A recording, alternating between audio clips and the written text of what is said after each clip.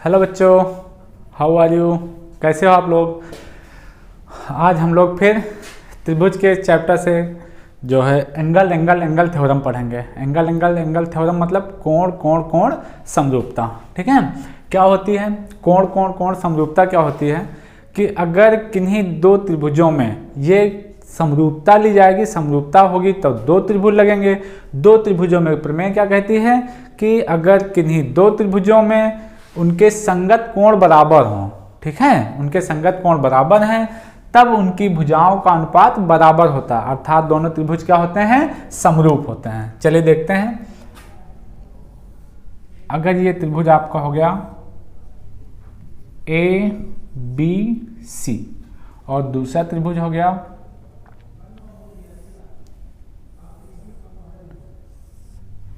D E और F, ये दो त्रिभुज हो गए।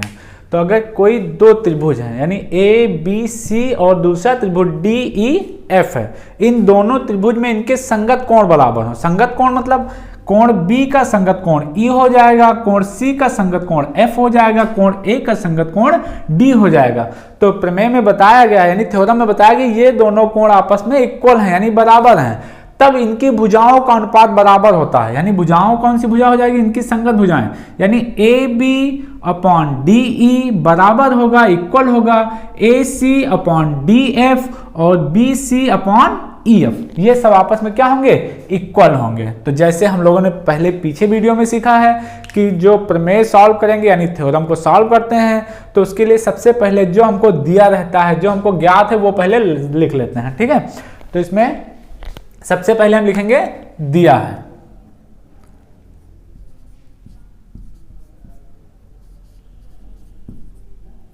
दिया है, क्या दिया गया है कि इसमें दो त्रिभुजों में, प्रमेय क्या कहती है? किन्हीं दो त्रिभुज, तो दो त्रिभुजों में यानी दिया गया है दो त्रिभुजों,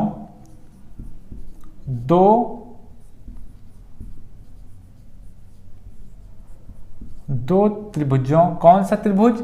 ए बी सी व त्रिभुज डी ई एफ में, इन दोनों त्रिभुजों में क्या दिया हुआ है कि इनके कोण बराबर हो, यानी इनके संगत कोण क्या हो? बराबर हो। कोण बी बराबर कोण ई, पहली कंडीशन। कोण ए बराबर कोण डी व कोण सी बराबर कोण एफ के, ये दिया गया क्वेश्चन में। यानी क्या दिया गया कि इनके संगत कोण आपस में बराबर हैं। फिर इसके बाद क्या बताया गया है? दूसरी हेडिंग हमारी क्या होती थी कि जो है सिद्ध करना है। आपको सिद्ध क्या करना है? तो हम लिखेंगे सिद्ध करना है, सिद्ध करना है, सिद्ध क्या करना है कि दोनों त्रिभुजों की संगत भुजाओं का अनुपात जो है बराबर होता है। हमको सिद्ध करना है इनके त्रिभुजों की संगत भुजाओं का अनुपात बराबर होता है, यानी A B upon D E equal होगा ए सी अपॉन किसके? डी एफ के। A C upon D F equal होगा किसके? B C upon E F. तो ये हो जाएगा B C upon E F, ये सब आपस में इक्वल हो जाएंगे। ये हमको प्रूव करना है। फिर अगली होती थी रचना। अगर रचना में हम कुछ राइट करते हैं तो वो रचना में आ जाती है। तो रचना में हम क्या लिखेंगे? अगर इसमें कुछ अपने आप से हम जोड़ देते हैं तो वो रचना में आ जाती है। जैसे इसमें भी हमको क्या करना है? कंस्ट्रक्शन। रचना में यहां से एक लाइन हम खींच देंगे पी क्यू। अब चलिए, ये पी क्यू लाइन इस प्रकार लिया है हमने, हम तुमको बता दें पहले। पी क्यू जो हमने काटा है त्रिभुज डी ई एफ से, पी क्यू एक त्रिभुज आपका कटेगा डी पी क्यू, यानी पी क्यू लाइन द्वारा एक दूसरा त्रिभुज बनेगा जो होगा डी पी क्यू। ये त्रिभुज इस प्रकार हमने बनाया है कि ए बी के equal D P line segment यानी रेखा हो जाएगी और ए सी के इक्वल डी क्यू हो जाएगा। ये हमको इक्वल करके इस त्रिभुज में काट लेना है। तो रचना में हम लोग लिखेंगे कि ए बी बराबर डी पी व ए सी ए सी बराबर डी क्यू, डी क्यू काटा। ठीक है, ये आपका रचना में हो जाए कि ए बी के बराबर ये भुजा और ए सी के बराबर ये भुजा, ये दोनों भुजाओं को हमने त्रिभुज डी ई एफ से ये दूसरा त्रिभुज हमने काट लिया है पी क्यू रेखा की सहायता से। तो ये आपका हो गया रचना में। फिर इसके बाद हम क्वेश्चन को सॉल्व करते हैं, वो आपका आता है उपपत्ति में। उपपत्ति में अब चलिए एक बार फिर से हम याद कर लें, हमारा मेन उद्देश्य क्या है कि हमको ये दिखाना है A B upon D E, यानी पूरी साइड हमको लेनी है। A B upon D E equal होगी A C upon D F के, इक्वल होगा B C upon E F के। ये हमको प्रूव करना है।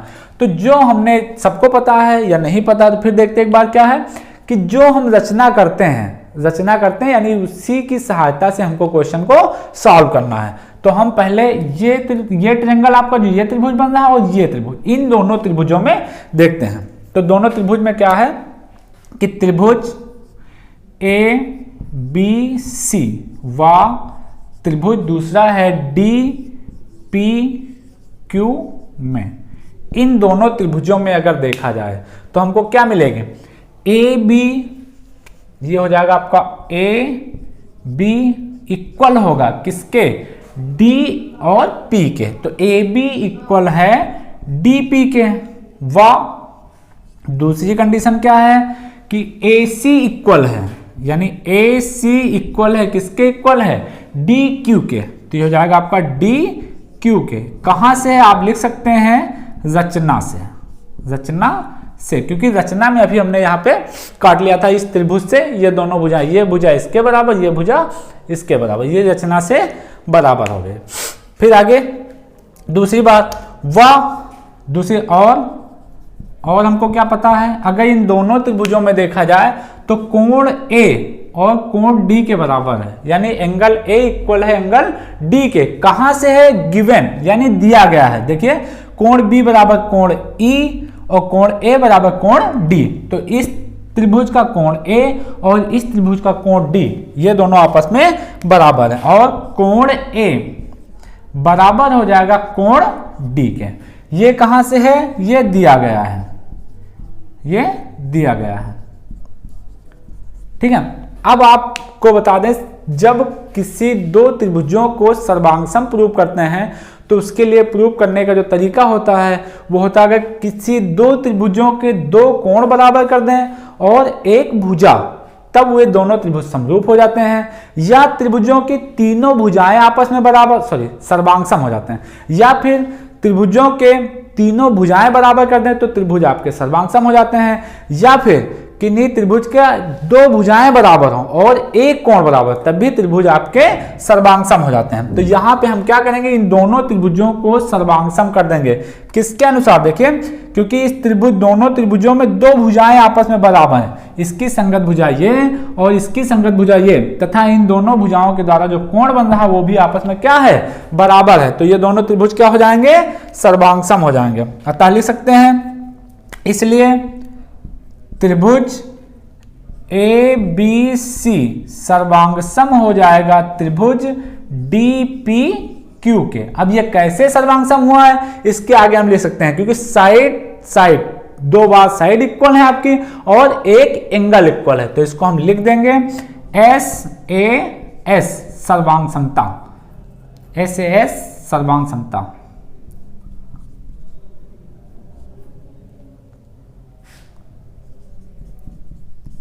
SAS सर्वांगसमता से ये दोनों क्या हो गए, सर्वांगसम हो गए। अब आपको पता अगर कोई भी त्रिभुज सर्वांगसम हो जाए तो यानी सर्वांगसम से हमको पता है सर्वांग यानी सभी अंग, सम मतलब बराबर हो, यानी सभी अंग क्या हो, बराबर हो। तो अब ऐसी कंडीशन में अगर ये भुजा इस भुजा के बराबर थी और ये भुजा इस भुजा के बराबर पहले से थी, फिर हमने ये कोण इस कोण के बराबर किया तो दोनों त्रिभुज क्या हो गए, सर्वांगसम हो गए। अगर सर्वांगसम हो गए तो इसका मतलब इसका ये कोण और इस त्रिभुज का ये कोण दोनों आपस में बराबर हो जाएंगे और ये कोण C कोण Q के बराबर हो जाएगा। ठीक है, तो यहां पे हम लिख देंगे अतः, इसलिए हम लिख सकते हैं अतः कोण B बराबर हो जाएगा किसके, कोण P के, कोण P के, ये बराबर हो जाएगा। यानी कोण बी जो है कोण पी के बराबर हो गया। ये किससे बराबर हुआ? क्योंकि ये दोनों त्रिभुज आपस में सर्वांगसम थे, सर्वांगसम त्रिभुज थे, इसलिए उनके संगत कोण भी बराबर हो जाएंगे। तथा एक चीज हमको और पता है कि कोण बी कोण ई के भी बराबर है। ये क्वेश्चन में दिया गया है, देखिए कोण बी कोण ई के बराबर है। तथा हम लिख सकते हैं वाह, दिया गया है कोण बी बराबर है कोण ई के, कोण ई के, कोण बी किसके बराबर है? कोण ई के बराबर है। चलिए फिर ये क्या तुमको मिल गया कि दो इक्वेशन हो गए, ये इक्वेशन फर्स्ट, ये इक्वेशन सेकंड, और दोनों में अगर देखें कोण बी पी के भी बराबर है और कोण बी ई के भी बराबर है, यानी बी जो है इन दोनों के बराबर है। तो इसका मतलब कोण पी कोण ई के बराबर हो जाए, क्योंकि कोई दो समीकरण आपके पास हैं, उनके अगर LHS बराबर हैं तो RHS भी बराबर हो जाते हैं। तो अतः हम लिख सकते हैं, अतः कोण P बराबर हो जाएगा कोण E के, कोण P किसके बराबर हो जाएगा? कोण E के। ये हम यहां पे फिर आगे सॉल्व करते हैं। अब कोण P कोण E के जो बराबर आए वो देखा जाए। कोण P ये बन रहा है और कोण E ये बन रहा है, ठीक है। अब कक्षा 9 में तुमने पढ़ा होगा, याद करो 9 में जाके एक बार, मतलब पीछे जाके याद करना, 9 में नहीं जाना है। हमने पढ़ा है कि अगर कोई दो रेखाएं समांतर हो तो उनको अगर कोई तिर्यक रेखा काटती है तो संगत कोण बराबर होते हैं। जैसे कि यहाँ पे देखो, अगर ये रेखा हम ऐसे ले लें, अगर एक रेखा ये है, दूसरी ये, दोनों रेखाएं पैरेलल हैं, ठीक है। अगर इसको एक कोई ट्रांसवर्सल लाइन, एक तिर्यक रेखा काटती है तो ये कोण और ये दोनों कोण क्रमागत कोण होते हैं, जो क्या होते हैं? इक्वल होते हैं। क्या होते हैं? इक्वल होते हैं। तो यहां पर देखिए ये दोनों कोण संगत कोण होते हैं, ये दोनों कोण संगत होंगे, और संगत कोण है तो क्या होंगे? बराबर होंगे। अब लेकिन यहां पे उल्टा है कि यहां पे ये संगत कोण बराबर हैं। अब यहां पे देखो संगत कोण बराबर हैं, तो अगर ये संगत कोण बराबर होंगे तो ये दोनों लाइन क्या हो जाएंगी? समांतर हो जाएंगी, पैरेलल होंगी। क्योंकि जब पैरेलल लाइन है, जब उनको एक ट्रांसवर्सल लाइन कट करती है तो संगत कोण बराबर होते हैं। अगर पहले से संगत कोण बराबर है तो इसका मतलब दोनों लाइन क्या है? पैरेलल है। चलिए इसको रफ कर देते हैं, फिर आगे देखो। अब क्या है कि हमको पता चल गया E और F पैरेलल हो जाएगी P और Q के, इसलिए हम लिख देंगे, इसलिए क्या हो जाएगा? PQ समांतर हो जाएगी EF के। PQ किसके समांतर हो गई? EF के, यानी ये भुजा इस भुजा के समांतर हो गई। तो आपको हमने थेस प्रमेय भी पढ़ाई, थेस थ्योरम में जाके देखो फर्स्ट वीडियो में, उसमें हमने तुमको क्या बताया था? अगर किसी त्रिभुज में एक भुजा के समांतर कोई दूसरी भुजा खींची गई है, यानी इस त्रिभुज में DEF में EF के समांतर PQ भुजा खींची गई है, तो शेष दो भुजाओं को यानी DE और DF को समान अनुपात में विभाजित करती है। समान अनुपात मतलब DP अपॉन PE इक्वल होगा DQ अपॉन QF के, ये होगा, ये थेल्स प्रमेय कहती है। तो चलिए, अगर इस त्रिभुज में एक भुजा के समांतर कोई दूसरी भुजा खींची जाती है तो क्या हो जाएगा? अब हम इसको लिख सकते हैं। हाँ, एक कंडीशन और कर सकते हैं, आप DP अपॉन DE भी राइट कर सकते हैं। थेल्स प्रमेय में आप चाहे तो DP अपॉन D राइट कर दें, या फिर जैसे हमने थेल्स प्रमेय पढ़ा है वैसे राइट करें। अगर वैसे राइट करेंगे तो एक स्टेप आपका बढ़ जाएगा, बाकी कुछ नहीं। चलिए थेल्स प्रमेय से इसको सॉल्व करते हैं। तो हम यहाँ पे क्या लिखेंगे? ये दोनों भुजाएं क्या है? पैरेलल, समांतर हैं, तो इसको लिख सकते हैं, इसलिए अतः DP अपान हो जाएगा PE के बराबर इक्वल होगा DQ अपॉन QF के। अब एक चीज तो और है, ये तो हम कर रहे हैं, लेकिन हमको प्रूफ क्या करना है? प्रूफ करना है AB अपॉन DE आना चाहिए, AB अपॉन D, और जबकि PE का तो कोई काम ही नहीं है, तो PE का कोई काम नहीं, तो इसका मतलब इसको हमको क्या करना है? हटा देना है, क्योंकि PE और QF इसका तो कोई काम नहीं है। तो हम अगर PE में DP अगर जोड़ दें तो ये पूरी साइड आपकी DE हो जाएगी, नहीं हो जाएगी? सेम वैसे यहां भी है, अगर DQ में और QF अगर ऐड कर दें तब भी ये पूरी साइड आपकी क्या हो जाएगी? DF हो जाएगी। तो वही करना, या इसको हम अपोजिट में लिख देंगे, या इसको ऐसे लिख देंगे, इसका उल्टा कर लो, क्योंकि हमको PE और QF नहीं चाहिए, इसलिए हम उसका उल्टा कर रहे हैं। अगर चाहिए होता तो सीधे हम दोनों पक्षों में एक एक जोड़ देते और इस साइड को पूरा कर लेते हैं। तो या हम इसको ऐसे भी लिख सकते हैं, PE अपॉन DP इक्वल होगा QF अपॉन DQ के, QD या DQ लिखा, DQ कर दो, DQ के, ये बराबर होगा। अब दोनों साइड में एक एक हम जोड़ सकते हैं, तो या फिर अगली स्टेप में ऐसा करेंगे, एक एक दोनों साइड में जोड़ देंगे, ये हो जाएगा PE अपॉन DP और +1 इक्वल होगा QF अपॉन DQ और +1 के। अगर दोनों में 1 1 हम ऐड करेंगे तो ये आपका बनेगा PE plus DP upon DP, ठीक है, इक्वल हो जाएगा आपका QF और प्लस DQ अपॉन DQ, ये आपका इक्वल हो जाएगा। अब चलिए फिर आगे अगर सॉल्व करते हैं तो ये क्या हो जाएगा आपका PE और प्लस DQ। चलिए इधर देखो चित्र में, PE और प्लस DP, ठीक है, PE और DP अगर इसको जोड़ते हैं, देखिए कैसे, ये आपकी PE साइड है और ये आपकी DP है। अगर दोनों को जोड़ दें तो क्या बनेगा, DE बन रहा कि नहीं बन रहा, यानी इसको हम लिख सकते हैं DE अपॉन DP, ये कंडीशन हो जाएगी, इक्वल हो जाएगा, किसके इक्वल होगा। अब देखिए यहाँ पे Q, अब यहाँ भी देख लेते हैं QF कहाँ पे है, ये आपकी साइड QF है, इसमें हम क्या जोड़ देंगे, D और Q जोड़ना है, तो D और Q ये साइड आपकी हो गई। अब देखिए इसको जोड़ दिया आपस में तो क्या बन जाएगा, D और F, तो इसकी जगह पे हम राइट कर सकते हैं DF अपॉन ये क्या हो जाएगा DQ, ये कंडीशन बनेगी। लेकिन अब हम फिर देखें तो हमको जो प्रूव करना है वो DP अपॉन, चलिए यहाँ पे DE अपॉन DP दिया हुआ है।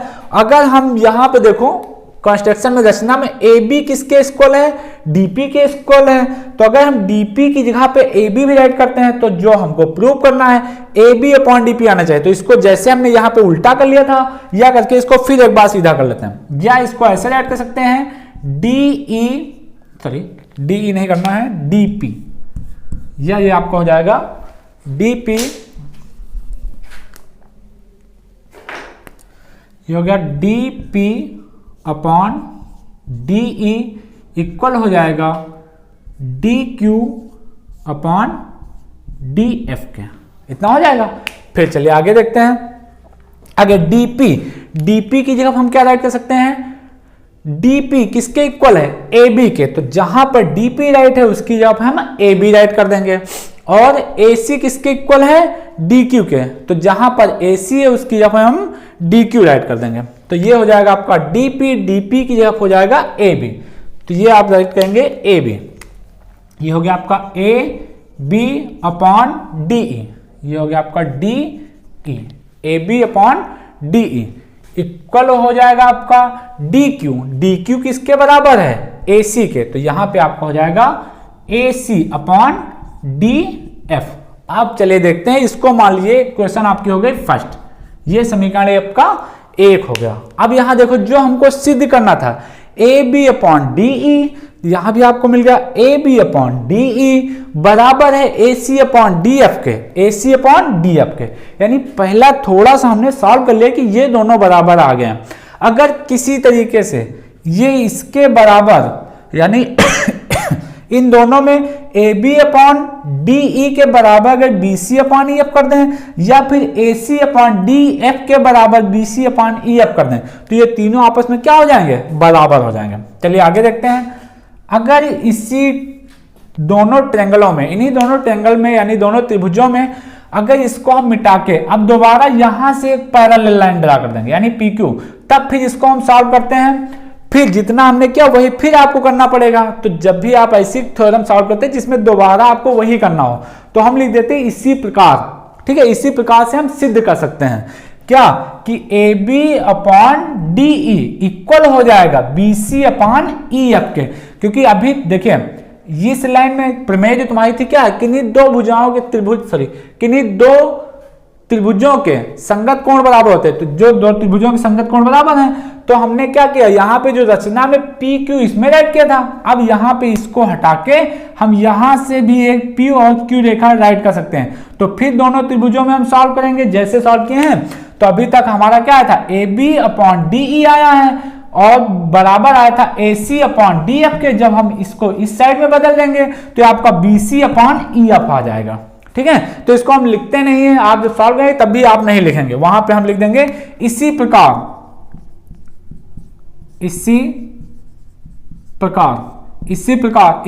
हल किया जा सकता है या इसी प्रकार सिद्ध कर सकते हैं, इसी प्रकार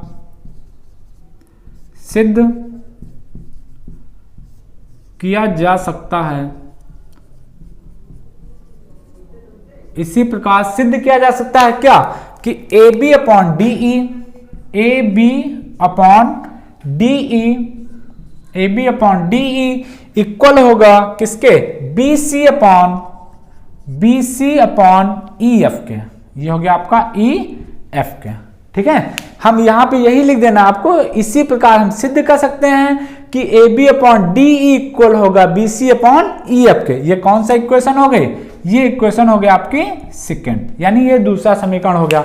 अब पहले और दूसरे समीकरण को देखें तो पहला समीकरण आपका है AB अपॉन DE, यहां भी AP अपॉन DE, ये किसके बराबर है, AC अपॉन DF के, और ये किसके बराबर है, BC अपॉन EF के। तो हम लिखेंगे समीकरण 1 व 2 से, तो हो जाएगा समीकरण 1 व 2 से, समीकरण 1 और 2 से, समीकरण 1 और 2 से जब LHS आपके दोनों समीकरण में बराबर हैं तो RHS भी बराबर होते हैं। लेकिन यहां पे हमको इन दोनों को तो बराबर कर देना, साथ में AB को भी नहीं छोड़ना है। क्यों नहीं छोड़ना है, क्योंकि जो हमको प्रूव करना है AD अपॉन D इक्वल होगा AC अपॉन DF इक्वल होगा BC अपॉन EF के, ये तीनों आपस में बराबर है। तो यहां देखो AB upon D AC upon DF के भी बराबर है और AB upon D BC upon EF के बराबर है। इसका मतलब क्या हुआ कि ये दोनों भी आपस में बराबर हो गए और ये पहले से बराबर था। तो हम इसको लिख सकते हैं समीकरण 1 और 2 से, ये आपका हो जाएगा AB upon DE, AB upon DE equal होगा किसके, AC upon DF, AC upon DF ये किसके इक्वल हो जाएगा, BC अपॉन EF के, ये BC अपॉन EF के इक्वल हो जाएगा। अब देखिए यही हमको प्रूव करना था, AB अपॉन DE इक्वल है AC अपॉन DF के, ये इक्वल है BC अपॉन EF के। तो ये दोनों क्या हो गए, प्रूफ हो गए। यही हमको क्या करना था, प्रूफ करना था। ये दोनों क्या हो गए, प्रूफ हो गए।